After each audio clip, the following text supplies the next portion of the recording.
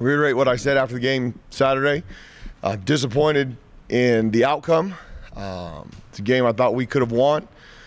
Didn't make enough plays on defense. Didn't play well enough at all on offense. So we got to coach them better. I mean, it comes down to, I say it all the time, players make plays, players win games. If they weren't prepared well enough, that's on us, and we need to fix it. And it's too bad because that was a great opportunity. Kids went in with the right attitude, which is positive. I got an apology text, and I'm just going to address it again.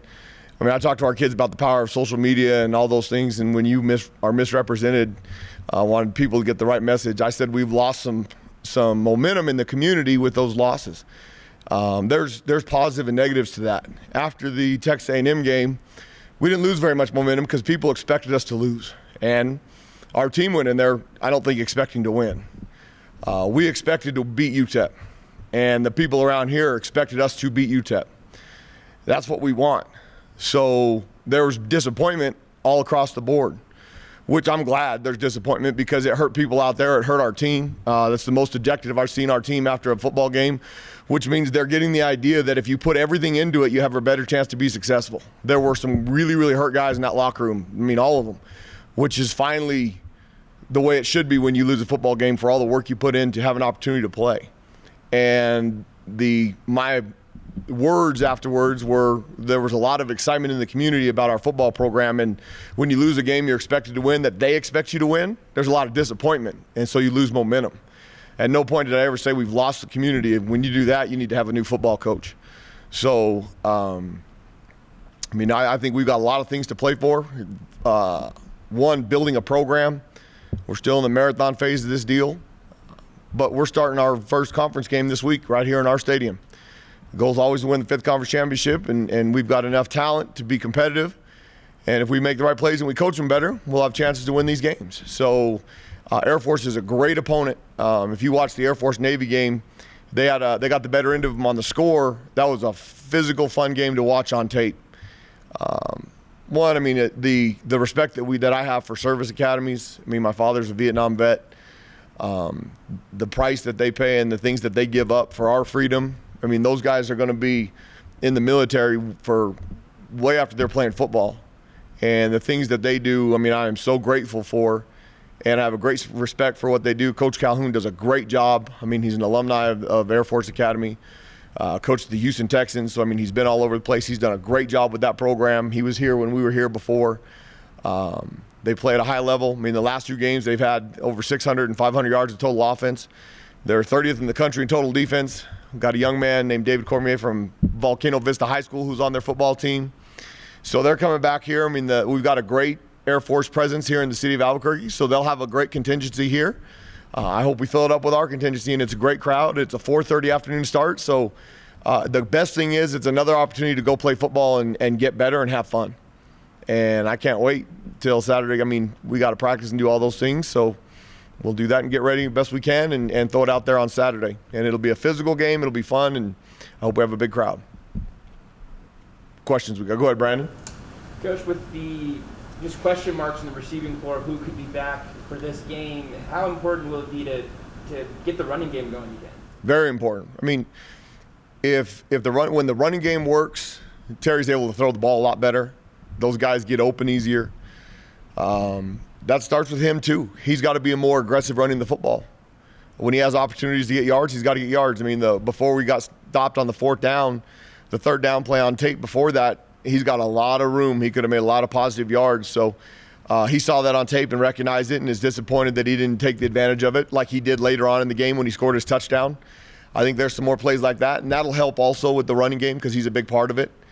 We're not a drop-back passing team, and when we get in a situation like the 2 drives of the 4th quarter, it's not what we do. If we were an air raid offense that did that, then that's what we'd practice every day and not. So we need to give them a little bit better chance with scheme, keep some guys in there, and then the guys outside have to produce. It doesn't matter who it is. It doesn't matter that everybody in the country is dealing with guys getting contact traced and all those things. And we've been spoiled around here because when we were in Las Vegas, we didn't have one positive test all year, so we didn't have to worry about contact tracing. Well, it's a little bit different right now, and so we dealt with it. But that means nothing to the outcome of the game. We would have practiced different. Had we known those guys weren't going to be there, they practiced during the week. So that's the only disadvantage you have. But the 11 guys on the field are the 11 guys on the field, and that'll never change. I mean, you have to be able to adjust when guys get hurt in games. We did it 5 times with quarterbacks last year. So that's a mentality, and it gives you guys an opportunity that you may not ever get. I told our whole entire team, go and Google the story of Wally Pipp. I mean, that's a great story. I mean, if you don't know about that story either, go Google it. It's a heck of a deal. I mean, Lou Gehrig had an unbelievable playing streak because of an opportunity. So it is what it is. Is there an update right now with those players? We'll have an update. We really won't have an update till Saturday. We've got to keep testing negative through those deals. It has nothing to do with trying to keep an advantage or not.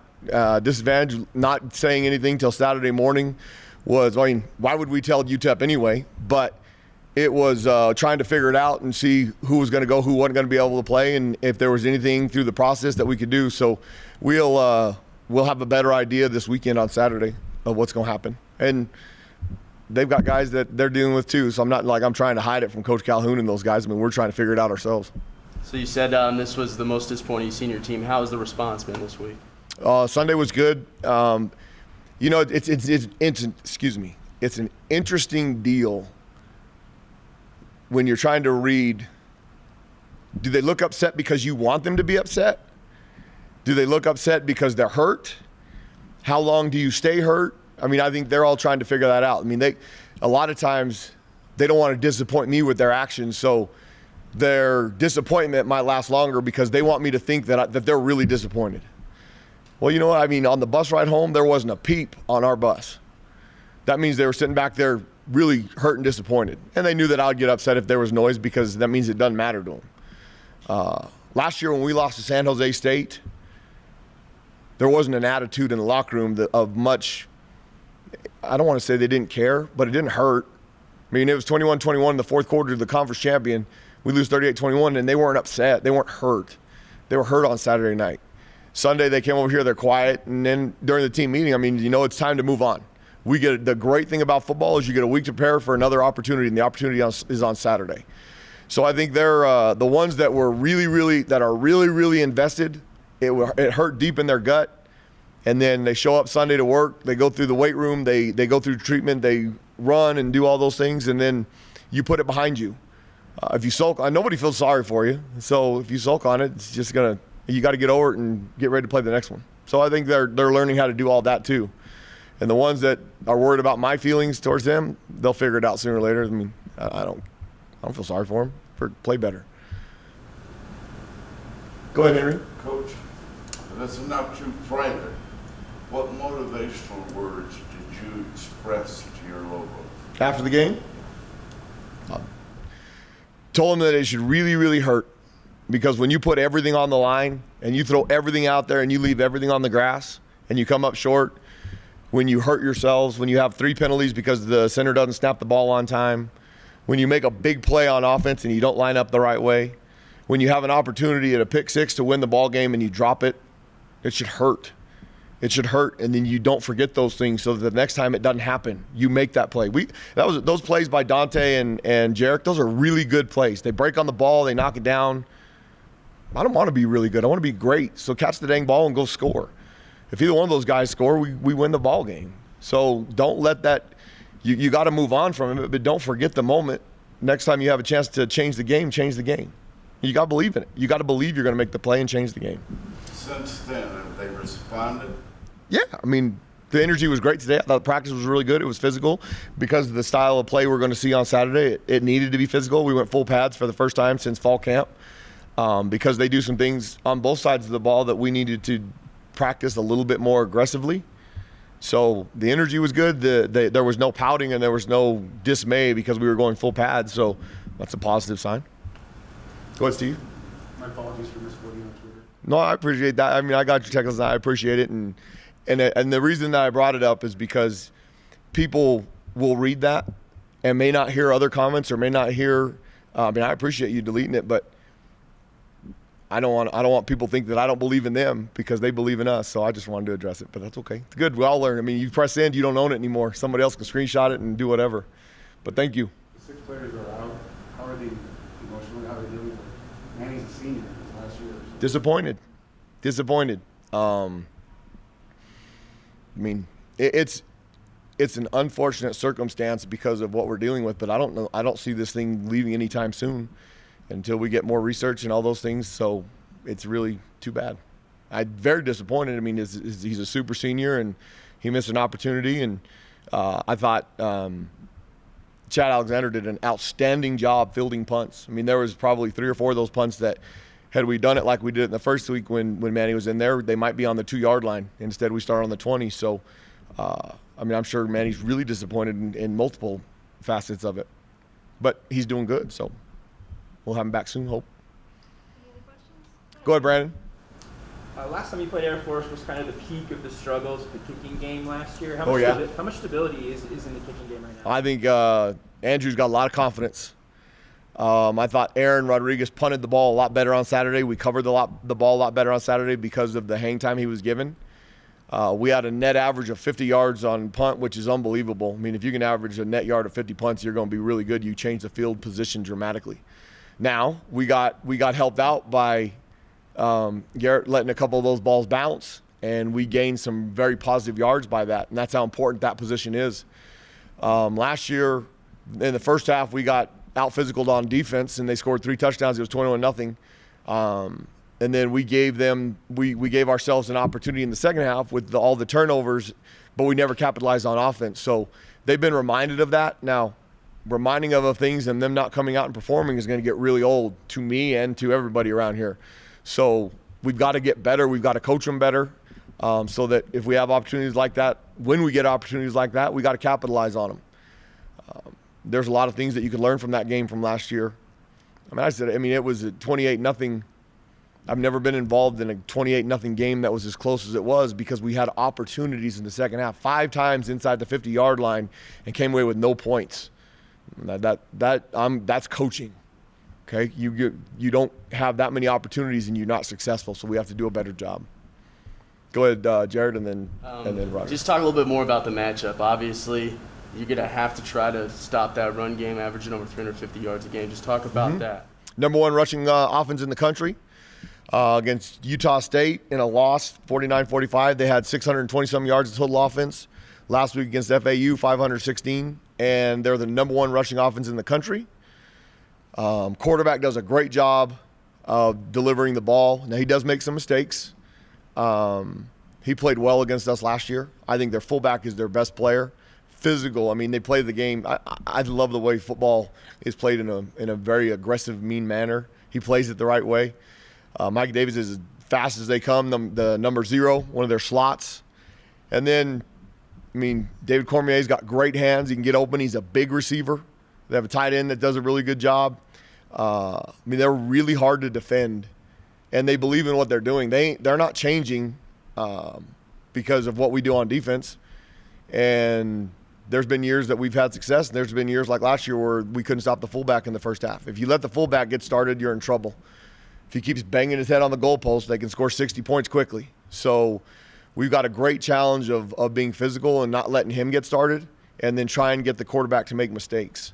He doesn't make very many. He's a great player, and he's got a lot of experience. So the series between the two, I mean, we were in the Western Athletic Conference together before the Mountain West Conference. We've played them. The series is 24-14 them. They've had, I mean, I was reading through some stuff last night. They have 3 conference championships. We have 4. They have a great tradition, though. They've been in the top 25 more often than us. We've never been in the AP top 25. We've been in the coaches poll top 25 one time when I was a junior. They've lived in that thing for periods of time. So I'm really excited that we have them here and we don't have to play up there. It's hard to play in Colorado Springs. Now, last year we played with no fans. It was different. There will be a great crowd in here for both them and the Air Force contingency that they have in our city. So it'll make for a great night. But it's a great rivalry. I mean, it's the longest winning streak for either team is 5. The current winning streak for them is 3. We had 3 before them. We lost in 1998 when Fisher DeBerry was the coach. Coach Long's first year, 56-14, and then we went on a string and beat them 4. I mean, it's been back and forth with us. So, and Coach Calhoun, I mean, he does a great job. Go ahead, Roger. Coach, Air Force has held 6 of the last 7 opponents at less than 20 points. They're 34th nationally in rushing defense. How do we plan on scoring? How do you plan on stopping the triple option? Well, what Coach Calhoun has done with their staff in the last few years is they've done a really good job of recruiting athletes on defense. When you used to play an Air Force team, they were going to be in cover 3, they were going to be in cover 2 because they struggled in man coverage. Over the last 10 to 12 years, they play a lot of man coverage. I mean, they'll play zero coverage, which means no free safety because they have confidence in those guys. They do a great job up front. They're very similar to our guys as far as they're quick, they're twitchy, they move them around, and then their linebackers are really, really aggressive. Scheme-wise, they're very sound, and they play very hard. That's why they're having the success they're having. One, they're coached very well, and they play hard. I mean, those two things, we say it around here a lot. The team that plays the hardest the longest has the best chance to win. And they play with that same philosophy, and they run to the ball well, and that's why they're in the top 30 in total country, in total defense in the country. We've got to be able to block them up front. We've got to be able to get them on the perimeter, and then we've got to be able to throw the ball. So that means Terry needs to be more aggressive running the ball, and that'll open some of that. We need Bobby and Aaron to make some big plays when they have an opportunity, and Chad. And then we used Bobby in the backfield. We'll probably use some of our slots back there too to give them a chance. So we did last year. If we can get some of those things out on the perimeter, we got to make them miss in space and then consistently move the ball. And then stopping the triple option starts with the fullback. If you don't let the fullback get going, you have a lot better chance. You got to make it. I mean, if he gets going, all of a sudden – you got guys worried about things that they don't need to be worrying about. And I mean, we don't traditionally play the triple option like everybody else does, so we've got to do what we do, and our guys have to be assignment. They have to know what to do and how to do it.